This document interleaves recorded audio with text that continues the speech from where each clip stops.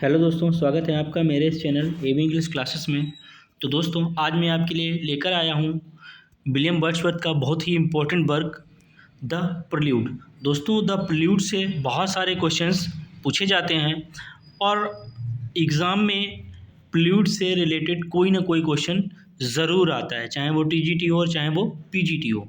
तो दोस्तों, मैं आपके लिए लेकर आया हूँ यहाँ पे प्रील्यूड से रिलेटेड बहुत ही मोस्ट इम्पॉर्टेंट पॉइंट्स जो कि एग्ज़ाम में आने वाले हैं। तो दोस्तों, शुरुआत करने से पहले मैं आपसे एक रिक्वेस्ट करना चाहता हूं कि आप लोग जो है अगर मेरे चैनल पर नए हैं तो आप मेरे चैनल को सब्सक्राइब करें, वीडियोस पर लाइक करें, कमेंट्स करें, शेयर करें, ताकि मैं आपको ऐसे ही वीडियो देता रहूं। तो दोस्तों, शुरू करते हैं हम लोग द प्रील्यूड। द प्रील्यूड से पहले जो विलियम वर्ड्सवर्थ थे, उन्होंने एक वर्क जो है उनका प्रोजेक्टेड वर्क था। उन्होंने सोचा था कि मैं दुनिया में सबसे अच्छा वर्क लिखूं, मिल्टन से भी ग्रेट वर्क लिखूं। तो उन्होंने डिसाइड क्या किया था कि मैं एक वर्क लिखूंगा द रेक्ल्यूज। ठीक है दोस्तों, मैं एक वर्क लिखूंगा तो कौन सा, रेक्ल्यूज लिखूंगा। और रेक्ल्यूज जो है, इन्होंने सोचा था कि मैं रेक्ल्यूज को 3 पार्ट्स में बनाऊंगा। तो जो रेक्ल्यूज है, रेक्ल्यूज जो इनका वर्क है, इन्होंने जो है प्रोजेक्ट किया था। इन्होंने सोचा था कि जो है ये लिखूंगा। रेक्ल्यूज का ही एक पार्ट है हमारा द प्रील्यूड। ठीक है, तो जो प्रील्यूड है, इसका रेक्ल्यूज का एक इंट्रोडक्शन है, इंट्रोडक्शन वर्क ऑफ रेक्ल्यूज।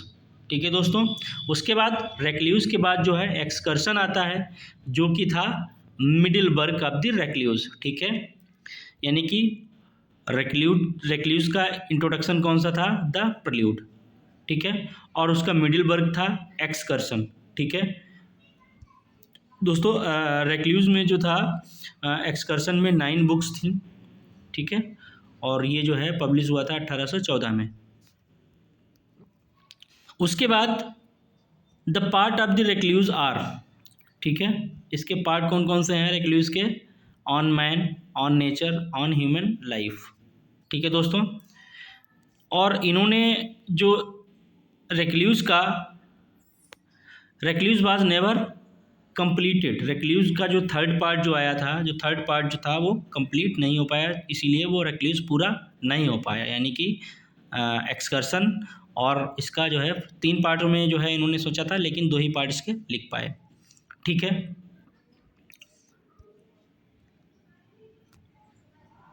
इसीलिए जो है द रेक्ल्यूज जो है क्या माना जाता है, अनफिनिश्ड वर्क माना जाता है। और इसका जो रूइंड कॉटेज एक वर्क है, और the story of Margaret was the work in book first of the excursion. Excursion जो बुक थी, बुक में बुक फर्स्ट थी, उसका जो है रूइंड कॉटेज जो है उसमें ये स्टोरी थी, द स्टोरी ऑफ मार्गरेट। उसके बाद दोस्तों हम लोग बात करते हैं, अब हम लोग सारी बात करेंगे प्रील्यूड की। तो दोस्तों, उन्होंने प्रोजेक्ट वर्क उन्होंने कौन सा था, रेक्ल्यूज का फर्स्ट पार्ट जो था हमारा द प्रील्यूड या इंट्रोडक्शन था। उसके बाद मिडिल वर्क जो था वो था हमारा एक्सकर्शन, और जो थर्ड पार्ट था वो कभी आया नहीं और वो कभी कंप्लीट भी नहीं हुआ। अब दोस्तों हम लोग बात करते हैं द प्रील्यूड की, यानी कि जो रेक्ल्यूज है उसका इंट्रोडक्शन यानी द प्रील्यूड।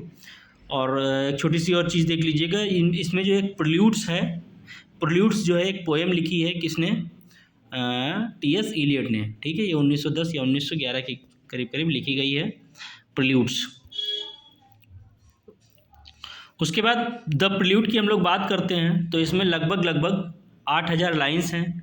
इसका जो सब टाइटल है यानी सेकेंड टाइटल है the growth of poets mind, the growth of poets mind.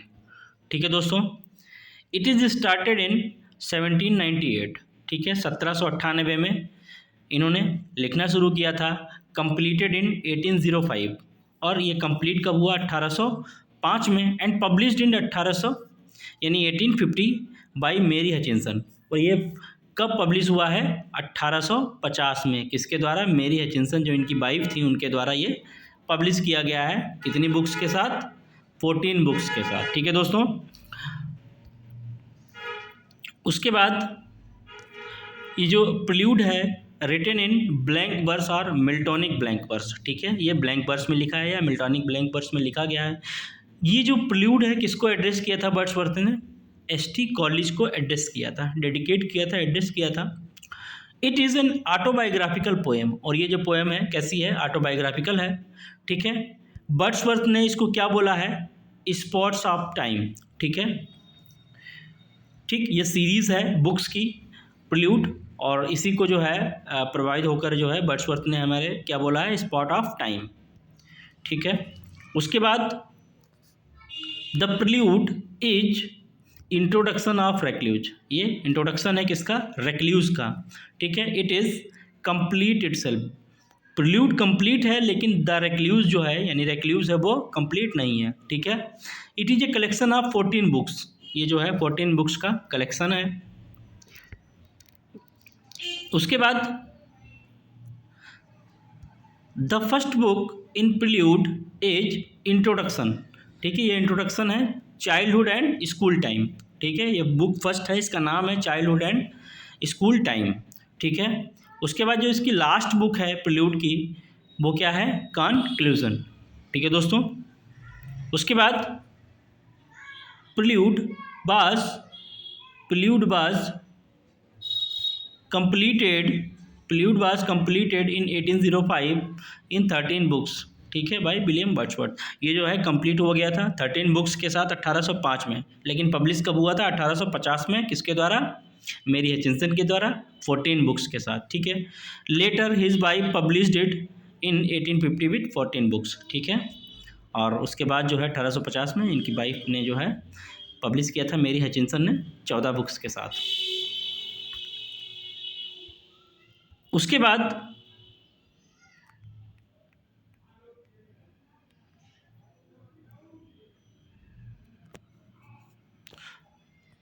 बाद एक जो प्रिल्यूड्स है, एक शॉर्ट स्टोरी भी है, ठीक है। एक शॉर्ट स्टोरी है किसकी?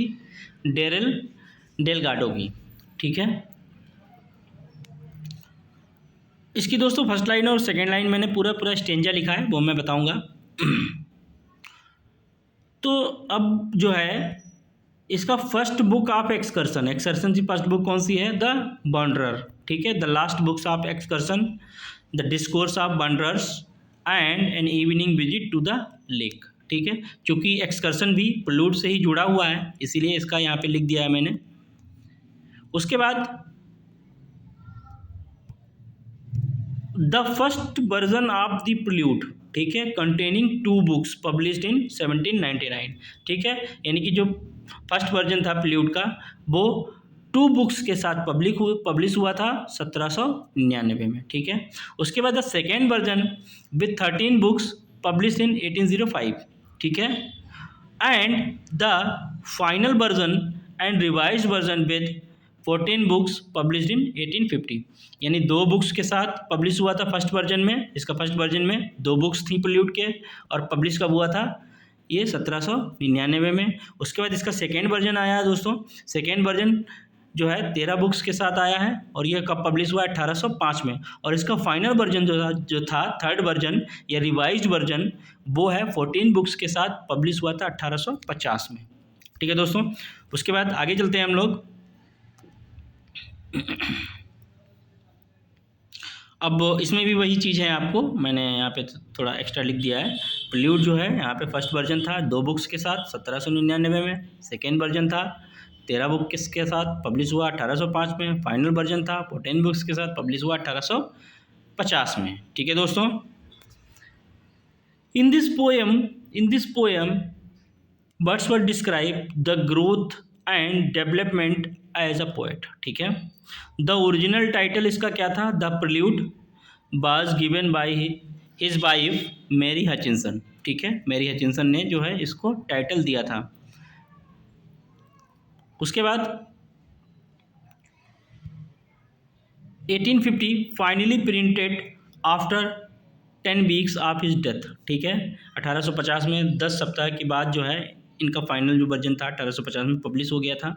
The first 2 parts deals with his childhood and boyhood experiences and other parts emphasis upon growth of mind, ठीक है दोस्तों।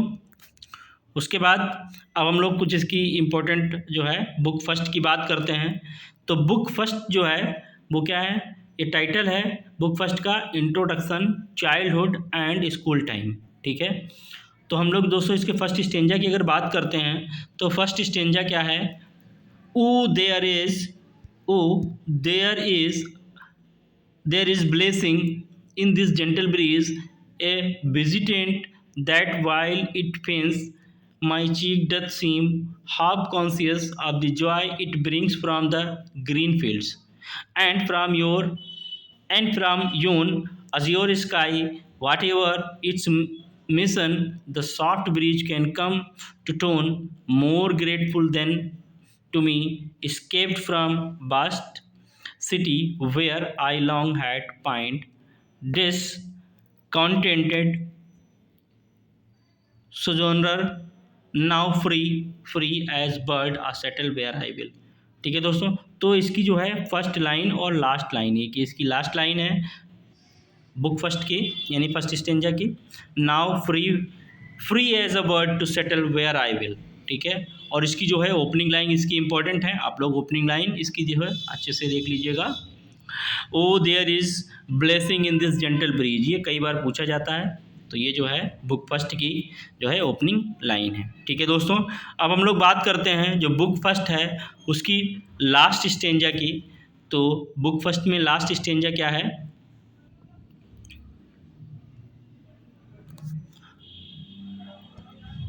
one end at least hath been attained my mind,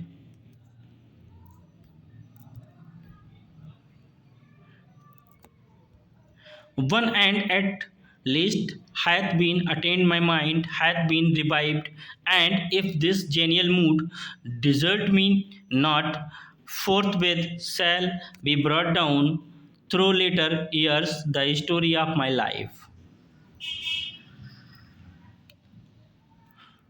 The road, the road lies plain before me, its theme single and of determined bounds, and hence I choose it rather at this time than were or ampler or more varied argument, where I might be discomfited and lost, and certain hopes are with me that to thee this labor will be welcome honored friend.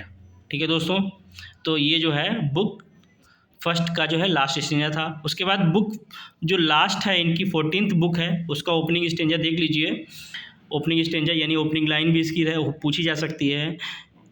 In one of those excursion may they near fade from remembrance through the northern tracts of Cumbria, Cumbria यहाँ पे Cambridge है, Cumbria Cumbria ragging with youthful friend, I left bachelor's huts and couching time, and westward took my way to see the sun rise from the top of the Snowdon to the door of a rude cottage at the mountain's base. Become roused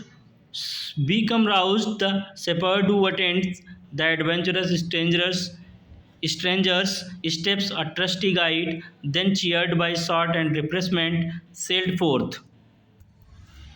तो दोस्तों ये जो है इसका opening था stanza. अब इसका last stanza देख लेते हैं। लास्ट स्टेंजा में क्या है, बुक 14 का लास्ट स्टेंजा क्या है कि why reason blessed by faith what we have loved others will love and will teach them how, instruct them how the mind of man becomes a thousand times more beautiful than the earth on which he dwells above this frame of things, which made all revolution in the hopes and fears of man doth still remain unchanged, its beauty exalted as it is itself, the quality and fabric more divine। तो दोस्तों ये जो था इसका last stanza था यानी book 14 का last stanza. और अगर आपको मेरा वीडियो अच्छा लगता है दोस्तों, तो आप लोग प्लीज़ मेरे चैनल को सब्सक्राइब ज़रूर कर लिया करें और वीडियोस पर लाइक किया करें, कमेंट किया करें, ताकि मैं आपको ऐसे ही वीडियो देता रहूं। तो थैंक यू सो मच दोस्तों, मिलते हैं नेक्स्ट वीडियो में, तब तक के लिए बाय बाय।